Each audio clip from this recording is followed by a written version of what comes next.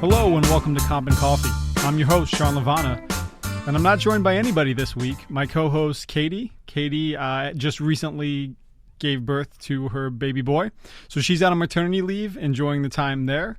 And my co-host, Bill, I believe he is out herding cats and or wrestling bears right now. So unfortunately, you just have me today, but I am joined by PayFactor CEO, Jeff Laliberte. Jeff's here to talk about a talk he recently gave at World at Work's Total Rewards Conference, and we got a ton of feedback of people that are interested in listening to it. So without further ado, let's launch into that. Jeff, welcome to Comp and Coffee. Thank you. Thanks for joining us today. You know, you gave a talk recently at World at Work's Total Rewards Conference in Grapevine, Texas. Yes, I did. And I won't take much away from that talk because we're going to rehash that a bit today, but it was something that we heard a ton of feedback on. And, you know, there were 9 tracks going on at the same time there, plus a ton of people that couldn't attend. So I thought it might be good today to rehash it a little bit, to have more of a conversation about what your talk was about. Sure. So your talk was The Compensation Revolution, but, yeah, and subtitled Technology's Transformative Effect on the Industry. But you had a bigger premise on there, right? But I want to get into that. But first, let me start with this. Give me your background. Give me your story. You know, I had an early influence. People had when I was very young. I was influenced oddly in this field or by this field. My father had his own recruiting agency when I was young. It just so happened I used to go to work with him on a frequent basis from the years of 9 to 12 in the summer. I used to just love going to work with him and hanging out, and it was a small office, and he'd have these conversations constantly with, you know, candidates, and then on the other side he'd be talking to, you know, HR managers or VPs of HR or recruiting managers or hiring managers, and his day, his month, his quarter, you know, his mood was all really a function of him being able to find middle ground with respect to compensation. And I was always fascinated by the fact that it actually was hard to do. It was tough to find that middle ground. Everyone had a different answer. And I remember thinking at age 9, like, why are there so many disparate answers? Like, isn't there just an answer to everything? Shouldn't this be a little more clear? Why does the candidate have one answer and the HR manager has a different answer and the internal recruiter has a different answer and the hiring manager has a different answer? Like, that just seemed odd to me and sort of made an impression on me early on. Of course, I went on to, you know, go to high school and I graduated from college, but I took this internship through the Wharton School of Business and the International Foundation of Employee Benefits. And I got placed with Mercer and their national survey group in Deerfield, Illinois, and it was just a topic that was always fascinating to me. I learned all about how data was collected, analyzed, and reported. I learned all about statistics. I learned all about the great things associated with survey data, and I also learned a bunch about the flaws and the weaknesses and bad patterns. I went off to become a consultant, you know, on the design side. I worked for a lot of the big consulting firms.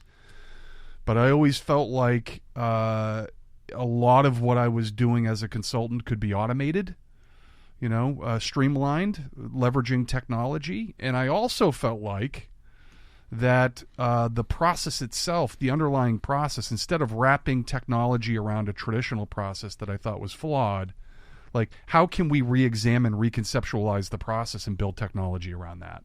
Yeah, and so that was always the driving force for me. And maybe that's a good place to start, because that was the you just gave the synopsis, that last sentence there of your talk at Total Rewards, right? Yeah. You just said you're well versed in this industry, you've done it for a while, but you started to realize that there were bad patterns, maybe not bad processes, but technology wrapped around inefficient processes.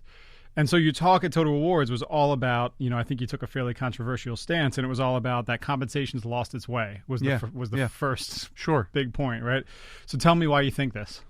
Well, I mean, I took that stance and I was trying to be an antagonist, right, by design. You know, if we do nothing else here, if I do nothing else here, I want to challenge people to just stop and think for a moment. Stop and think critically about why you're in the job you're in. what the expectations are of you. What does your company need from you? How can you add value? And does the process, the way it exists today, the way we've been doing it over the last 30, 40, 50 years without much change, does it still align with the way the world works today? So you're saying that there's potentially using technology, a more efficient way for them to go about their jobs, and maybe not in a way that replaces them, certainly, but in a way that helps them be more thoughtful and strategic. And is that the point? Yeah, I think that's exactly the point. I think we've been hamstrung by traditional processes and limitations that are no one's fault, right? It's just been the way it's been, right? Like, we're used to participating and purchasing, 10, 15, 30 surveys, and we're used to, exporting data out of our HRIS systems and importing into these survey participation templates, and we're used to waiting 9 months to get the data back, and we're used to aging and waiting and adjusting and loading into Excel spreadsheets. And it's not the way, I don't feel like it's the way labor markets truly behave, how they work, right? Labor markets ebb and flow, they're agile, they change, they evolve, and we need a process that aligns better to the realities of today's world, today's landscape, right? And that was sort of the driving force or the purpose behind starting pay factors. So are we in the midst of Comp's industrial revolution? I think so. I think this is one of the greatest opportunities of our career, within our industry. I mean, we're on the precipice of some pretty transformative change, and all for the better. What's brought this about? Why hasn't it happened before? I think data science and technology have just come a long way, right? And we've seen changes in new business models being applied to other industries. And we've seen young tech upstarts catalyze the descent, adopting new business models and catalyzing the descent of legacy players, traditional players in those respective industries. I mean, you look at what a couple good examples, what Airbnb has done to the accommodations industry, right? Like, people are no longer tethered to the Hilton and the Marriott, right? If they need to book a room somewhere, right? I mean, get the internet Wi-Fi connection in 30 seconds and you can rent a treehouse in Indonesia, right? It's technology that brings supply and demand sides together, and in a very secure, efficient way allows them to transact with something, right? A good, a service. It's a democratization of it, right? No longer does one company control all the supply. Right, exactly right. We're putting all of a sudden the consumer is back in control. I mean, look at Uber. That's another good example, right? I mean, rarely do you see people out, jockeying for position in the street with horizontal sheets of rain with their hand up in the air looking for a yellow cab, right? I mean, now you got technology. You got Uber. They built this really slick, easy to use, in your hand app that allows you to secure a ride in minutes. Uber, Lyft, right? I mean, there's lots of examples of what's going on with rides, right? And ride sharing. Sure.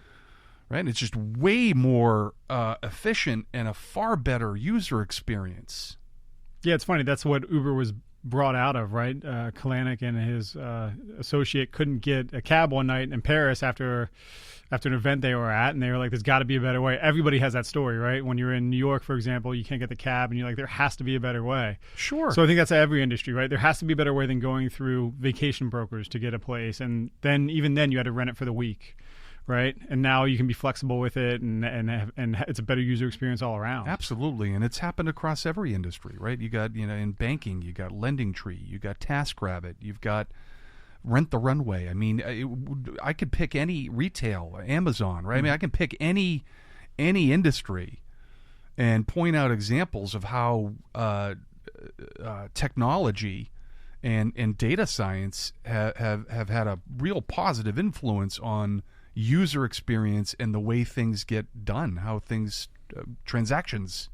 Yeah, it's interesting. Each of those that you cite is just it's a piece of technology in the middle, That's it. It's connecting everybody. That's the irony, right? It's like you look at, again, Airbnb. They don't have any huge tangible assets. Not at no all, big really. investments. They don't own real estate. Uber doesn't own yellow cabs and Medallions. Medallions. Yeah. The irony is they're not providing really any of the service, or they're just building a technology platform that facilitates the exchange and puts the consumer back in control. So you think it's comps time for this now? Absolutely, right? I mean, the way labor markets work, the way they ebb and flow and evolve and change, right? I mean, at the end of the day, compensation as a function, as an industry, has to evolve, has to become more strategic. And I'll go back to what I always felt comp was. As a comp professional, if I'm employed at any company as a compensation professional, I'd like to believe, and I'm sure my employer would like to believe, that I can have a real material, tangible, significant impact on attraction and retention, like measurable.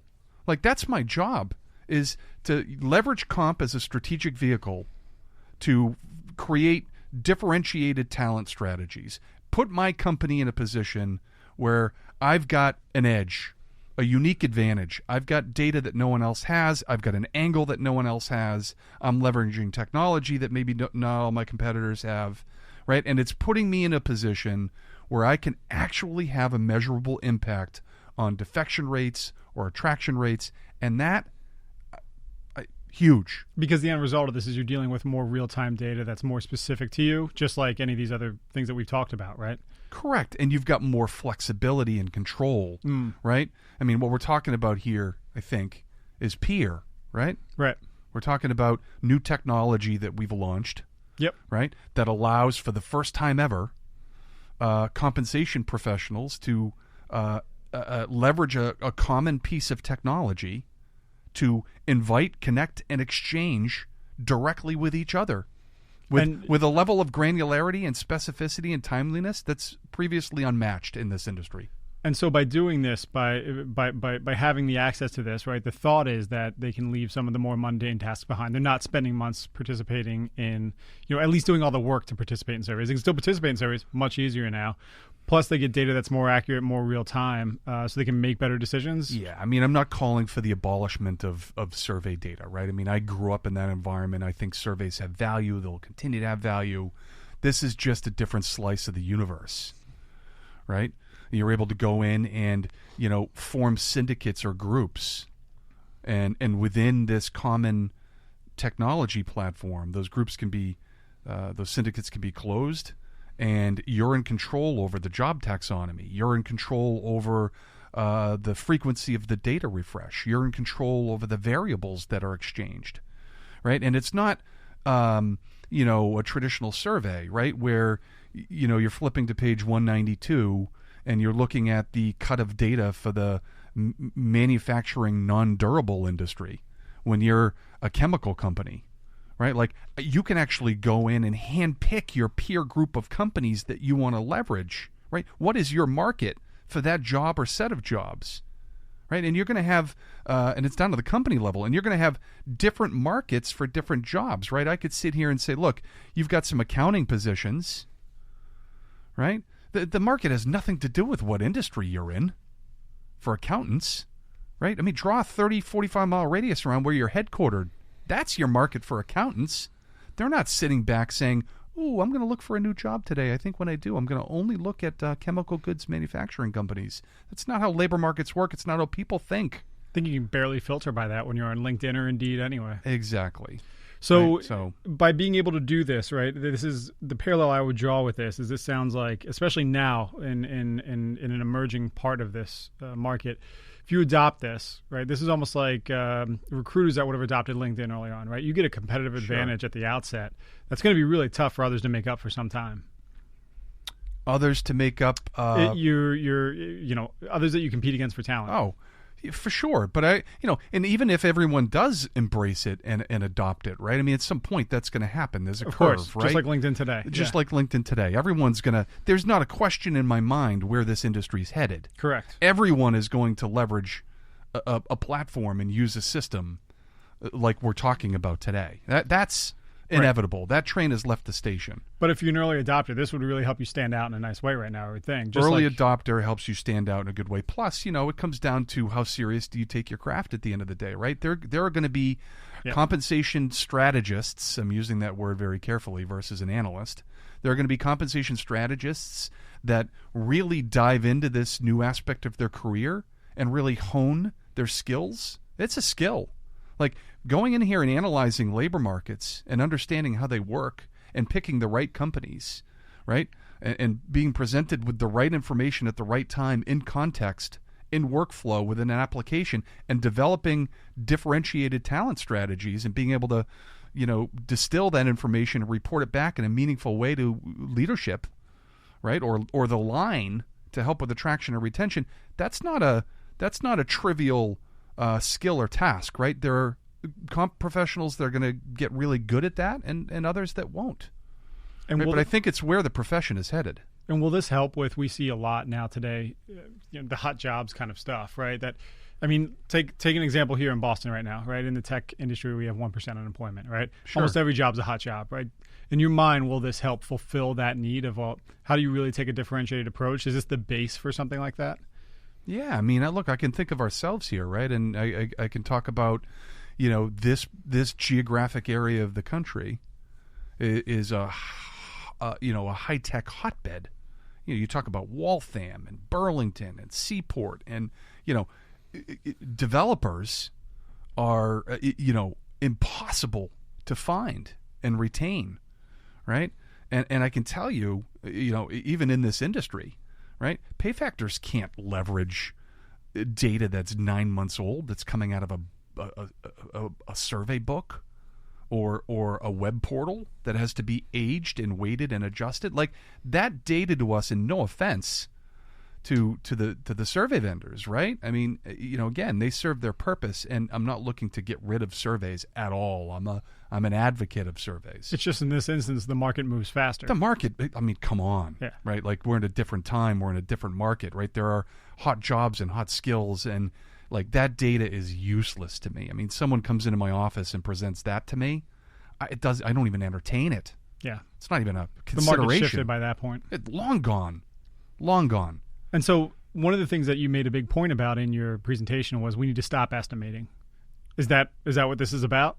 Yeah, that's what I'm getting at, right? This whole dance that we go through around, 12 surveys, and I need to use 4 or 5 different cuts from different surveys because of unintended but natural biases around how every vendor collects and analyzes and reports, and I got to age, and I got to wait, and then I got to adjust, and all this is a it's a process in estimation, right? We got to get away from that, right? There are better ways to approach our craft. There's a more strategic way to approach the business, right? And if my job is to attract and retain talent or have an impact on that for my company, I'm adapting. I'm raising my hand. I'm getting off the sidelines, and I'm adapting. Because again, the train has left the station. Like we're evolving, and it's very exciting. Everyone should want to do this, and we're seeing that, right? In honesty, right? I haven't seen an industry so hungry for change as this one. Sure, if it's been, if we're still just, this would be the equivalent of, in any other. This would be the equivalent of, let's take finance or accounting for example, right? If QuickBooks never came along and you're still doing everything in spreadsheets, or if NetSuite never came along and you're still doing everything in spreadsheets, and somebody's like, why are you still tracking everything this way? There's a much easier way. And that's just the first advancement, right? That's where the industry is at today. Much less if all of a sudden now you have this additional layer of stuff in there that you don't even have to, it just accounts for itself, right? It's just in there. Absolutely. And it's change, right? And people, the natural tendency to sit back and say, well, what about, can I drill into any single company's data, or DOJ antitrust stuff, right? Right. So what about it? Look, we are all about pay factors, if nothing else, all about creating technology that allows for a high degree, the highest standards of security and confidentiality, right? Obviously, we've been in this business our entire careers, Well, and there's no way we'd ever build software that would break regulations or even enable people to do that. Right. That would be moronic on our part. You're never able to drill into what a single company is paying their people, right? It's all peer groups are whatever peer group you select or whatever syndicate or group you belong to. It's all aggregated. It all adheres to, we consider things like data dominance. The technology takes into consideration all that stuff, right? You can never back into any single company's data. It is adheres to all the DOJ Everything's guidelines, 90 days all the aged. antitrust. Everything's 90 days old, right, for the antitrust No data stuff. dominance. No data dominance. You can't do any cut with fewer than 5. Exactly and we right. act as that third-party Exactly aggregator. right. And we're hyper-conservative on that, right? So, all right, let me ask the question that I get asked a lot, and maybe it would be on my mind as I'm hearing this. Is this just a new survey? It's not a new survey, right? I mean, again, surveys are they tend to be annual in nature. It's a once-a-year type of a thing. There's a lot of effort involved in the participation process, extracting data out of HRIS and mapping to various survey participation templates, right? There's a waiting period, where you got to sit back for 9 months, wait for the data to come back or the results to come back. You've got to age, you've got to adjust, right? It's none of that, right? There's a lack of granularity, generally speaking, with some of the traditional surveys, right? And what I mean by that is you're looking at a manufacturing non-durable cut, or you're looking at a Midwest cut, or you're looking at a $200 to $600 million in revenues cut. Like, that's as granular as you're able to get, right? So what we're talking about here with peer is a much deeper level of granularity, where you're handpicking your peers to be active members of a living, breathing, dynamic exchange. Data is being collected passively because it's all being fed into our system, right, via an API, right? And you're in control of everything, right? The syndicate controls the frequency of the exchange. Do you want to exchange data and refresh it daily, weekly, monthly, quarterly? Right? You're in control of that. You're in control of the job taxonomy. You're in control of the companies that are allowed to enter into the exchange and be an active member of the exchange. You're in control over the variables that are exchanged, right? So all of the control is put back into your hands, and again, it's a lot more granular, a lot more control, and way more timely and efficient. And you're able to participate in different markets, be an active member of different syndicates, right? For the accountants, you might form a syndicate that's all the companies within a 45-mile radius of where you're headquartered.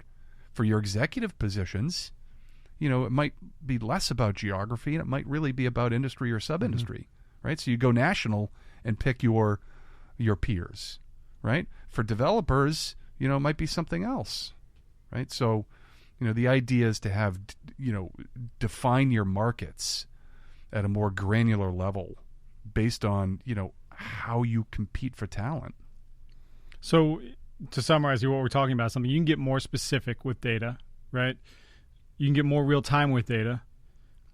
It's not as rigid, right? You can be way more flexible with how you're modeling it and why, what you're pulling from. And you get an additional context as to why the data is what it is, right? Is that what we're talking about here generally? Yeah, I think that's exactly it. And it's the tip of the iceberg. What's next? I mean, wait for all the rich, highly contextual labor market insights to come into play. Wait until we're able to tell you when you're on a map and you think you're pricing a job for a developer in Denver, Colorado in the insurance industry.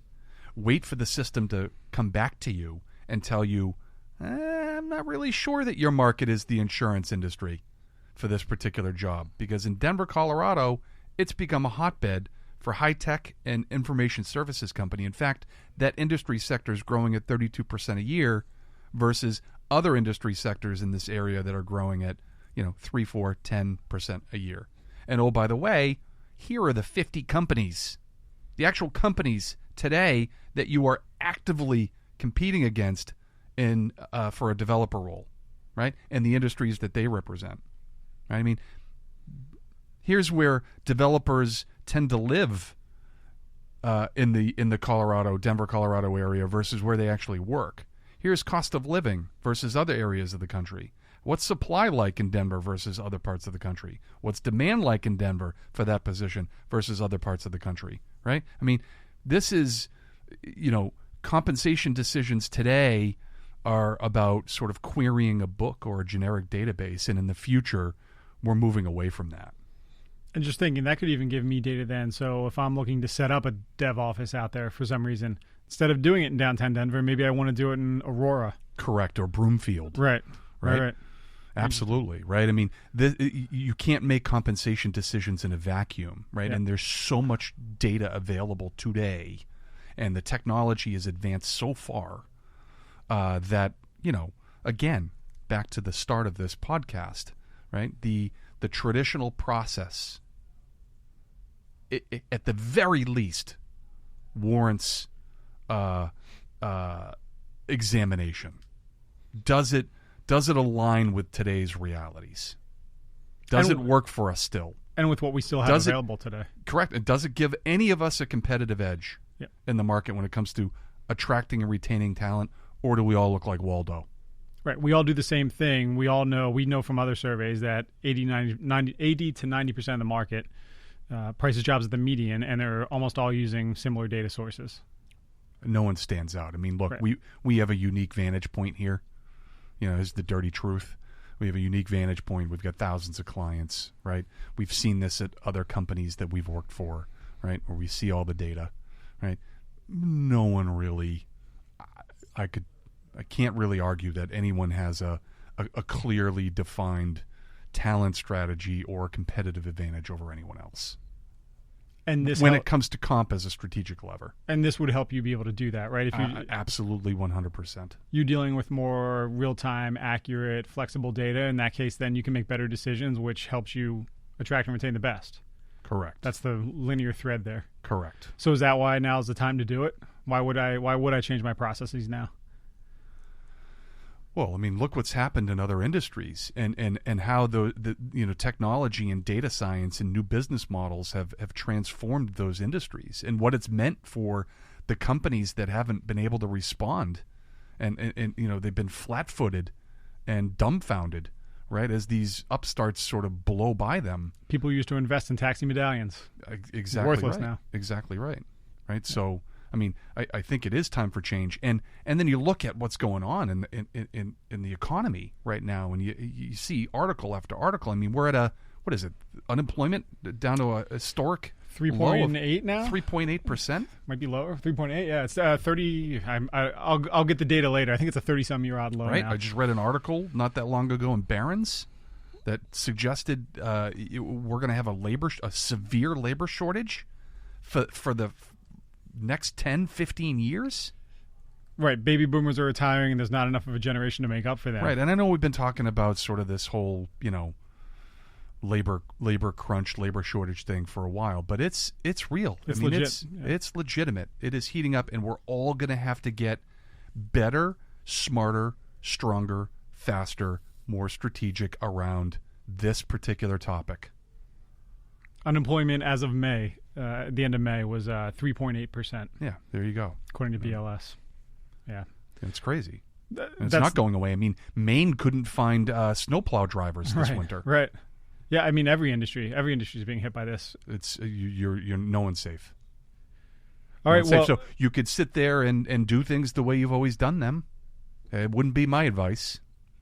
It's not the advice we're adhering to as a company, right? I mean, we're taking a different stance. Well, and even as a comp person, it's not if you would continue to do things as you've always done them. That doesn't help your personal career either. At all. Right. At all. Right. I mean, there will be a new generation of comp strategists that arise from this changing tide with technology and data science, for sure. All right. Well, appreciate your time today. Thanks for coming in and talking with us. We've received a ton of questions about seeing your presentation, and now hopefully we'll at least be able to let everybody hear it. So thank you for coming in and sharing it. Any closing thoughts? No, cool. My pleasure. I'm happy to talk about this. Very passionate about it. Obviously, I've been in this space my entire career. I know we're not alone, right? I mean, We don't build anything unless our clients are demanding it. So I think it's very exciting time for everyone in this space, in this industry, as professionals, and we hope everyone decides to join us on this ride. Yeah, use technology to transform what you're doing. Always question why you're doing what you're doing. Absolutely. All right. Well, thanks, Jeff. Appreciate it, and I'm sure we'll see you again sometime thanks, soon. Sean. Thanks.